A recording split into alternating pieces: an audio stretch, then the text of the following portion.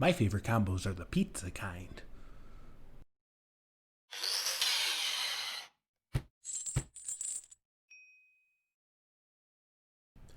Welcome back to Chain of Commander.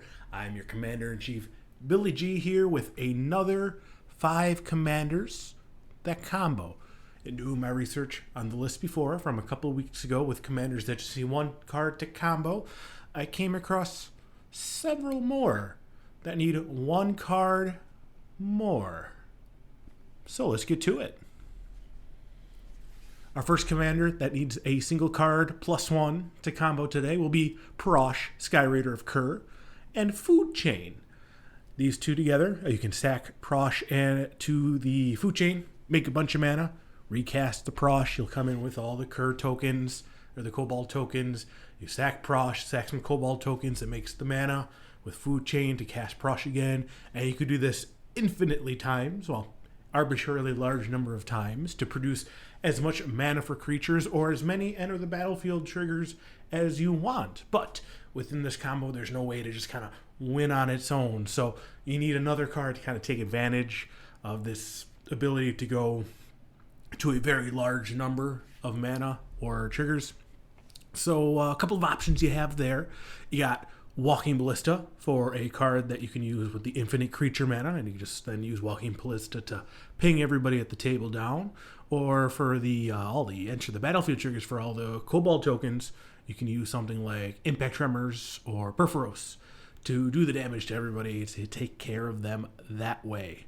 So a couple options there, and in this form, in this color combination, you have access to black, so you have ways to dig out the combo pieces with tutors and whatnot. So definitely very powerful effect. In fact, I think towards when this card came out initially, this is one of the more powerful commanders that were out there. Obviously, things have come across since then that have surpassed this, but still a force to be reckoned with, still something dangerous at the table that can kind of win out of nowhere. So keep an eye out for it and plan accordingly when you see it.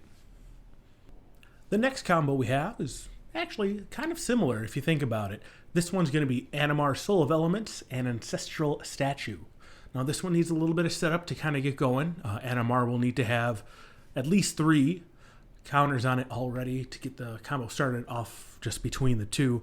In this case, whenever a creature enters, or whenever you cast a creature rather, you put a 1/1 counter on Animar, and Animar makes creatures cheaper equal to the amount of 1/1 counters on it. So if you have 3 counters on Animar, you can cast Ancestral Statue for 1. It'll enter the battlefield, and well, it'll add another counter to Animar first, but then it will enter the battlefield, and then it will trigger, and it forces you to return a creature to your hand. It can target itself. You can bounce the statue back to your hand and recast it for free at that point because Animar will now have 4 counters on it. And you can do this an arbitrarily large number of times as well. And once again, this gives you as many enter the battlefield triggers as you want, or it makes an incredibly large Animar that can make your creatures X amount cheaper, where X is equal to an arbitrarily large number. So once again, this kind of needs the same things to finally get through and win the game. You can use the making things cheaper on a Walking Ballista to once again make a huge Walking Ballista and shoot everything down, or you can use the large amount of enter the battlefields from the statue with a Perforos or an Impact Tremors again. So this kind of operates very similarly. He's looking for the same pieces. However, in this color combination, you don't have black to dig out the pieces, but you still have green, which can kind of like dig for creatures and whatnot and things. And it's still a very powerful effect. Now, this one actually has a little bit of an anecdote. There has been an Animar deck on the Game Nights episodes in the past, and Jesh Lee Kwai actually asked that this particular combo be removed, just because it doesn't make for entertaining Magic. And the way that show operates, they do best not to have infinite combos on the table. So this was asked to be removed, and even then, that deck was still super powerful. So this is just a very powerful combo within an already very powerful and fun deck. So not necessarily something you need to run, but definitely something you could run if you're playing Animar. Now, the next 2 combos we kind of have here are another kind of similar. They're both Izzet combos, and they both involve drawing a whole bunch of cards. Drawing cards is my favorite thing in Magic, so if you can turn that into winning, it's absolutely fantastic. The first one we got on the board here is Niv Mizzet Parun, and Curiosity. Niv Mizzet Perun lets you draw a card, or rather, whenever you draw a card, it does 1 damage to target creature or player, or to any target now. It's the current name or wording that it uses. And Curiosity kind of does the opposite. When it does damage, you draw a card. So if you'll draw a card, and if Mizzet will do 1 damage to something, since it's got Curiosity on it, that will trigger, let you draw a card, which would then cause Niv Mizzet to let you ping something, and so on and so forth. They kind of go through that way. So you can ping and draw equal to your whole deck here.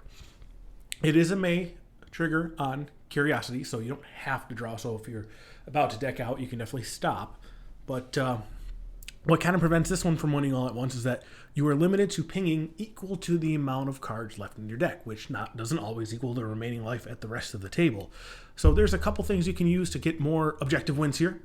Psychosis Crawler reduces the amount of draws you need to ping people down, because it'll do 1 damage to each opponent for each draw. So you'll go from needing like 120 to 40, roughly, to minimize the amount of draws you need to get that. And anything like a Lab Man or Lab Jace will allow you to just draw out your deck and win the game there. So that is an option you have there. And then the next combo, kind of similar in a way, is the Locust God and Sage of the Falls. Locust God says whenever you draw a card, make a 1/1 hasty bug with flying. And Sage of the Falls, when it enters the battlefield or another non-human creature enters the battlefield, you may draw a card. If you do, discard a card. So with Locust God out, you can play the Sage of the Falls. It will trigger. You can draw a card and loot, and that draw of the card will trigger the Locust God, which will give you the 1/1 insect, which would then trigger the Sage of the Falls, and so on and so forth. And you can just keep going in that particular loop, and you can then make a bunch of hasty 1/1s equal to the amount of cards in your deck. Now, once again, this is Sage of the Falls is a May trigger, so you can stop at any time you choose. It doesn't get you stuck in an infinite loop, but once again, you're limited to the amount of 1/1 insects equal to the amount of cards left in your deck. Now, this one has a couple more options. Once again, you have your Psychosis Crawler, which can then ping people every time you're drawing a card in combination with the 1/1 hasty insects. But you also have access to things like the Eldrazi Titans that shuffle back in. So you're looting, so you can then eventually discard an Eldrazi Titan. Triggers, you can shuffle your Gravebard back into your deck and just keep going that way, making a lot more 1/1 hasty insects to swing with. Kind of like the previous one, though, you also have access to Labman and Jace to just draw out your deck and win that way. But, let's have some variety here. Let's mix it up a little bit, go in a couple different directions. One more thing about the Locust God, since you do have all those insects entering the field as well, I guess you could do Purphoros and Impact Tremors with that one as well. Yippee. You see that there's a couple recurring cards in this video that kind of complete combos for you. The last one I got for you folks today is probably the meanest combo out of the 10 that I've told you about thus far, between the 5 in the first video and the 5 in this one. That is Teferi, Mage of Zhalfir, and Knowledge Pool. Teferi, Mage of Zhalfir says your opponents can only cast spells at sorcery speed, so that means in their main phase when the stack is empty. And Knowledge Pool has imprint, so when it enters the battlefield, each player exiles the top 3 cards of their library. Whenever they go to cast a spell, they will exile that spell and cast a card imprinted with Knowledge Pool instead. Now, the way these two things work, because Teferi says that their opponents can only cast things at sorcery speed, since the Knowledge Pool trigger is on the stack when it exiles their card and goes to cast the other card for free, they can't cast the other card because the stack isn't empty, so you can't cast it, so it wouldn't be sorcery speed. So this essentially prevents your opponents from casting anything else for the rest of the game. Isn't that fun? Only you get to play Magic. Now, what this needs to win, essentially, you need to be able to Psych Rift or clear the board or do something before you incorporate this pretty hard lock, because you need a way to win. So even if it's just through commander damage with Teferi, you can demonstrate that loop. People probably scoop pretty quick. But if you incorporate this without an extreme way to win, you're essentially just going to be slowing down the game. Nobody's going to be having fun. So if you're going to play this particular combo, just please be deterministic with it. Make sure you have a way to win. Don't do it just for the fun of it. That's just mean. That's just mean. So what did we learn today? Well, I think we learned that Walking Ballista, Impact Tremors, Purphoros, Lab Man, Lab Jace, They're dumb cards. They enable pretty dumb things and give easy wins to decks that might otherwise not have access to it and might need to play more fairly. So they're fun. Don't get me wrong, I play them all across several of my decks, but they're dumb. Don't let that stop you from playing it, though. Play what you want. Just be nice about the Teferi locks. So that was my video for today. If you have any other commanders that do combos with a relatively small number of cards, I'm sure I'm going to come across more of these as I go forward and do further research into the format, and I'll be sure to make more videos as I find more and more things. I can be found on other social medias. I can be found on Twitter, can be found on Instagram, so feel free to follow me there. I only post once or twice a week, but hey, we can interact. If you have any questions, that's a great place to reach me at. You can like me on Facebook. At this point, actually, you should have a screen with all the different handles available for you to find me. And yeah, if you could just like, subscribe, share, just get this video out there.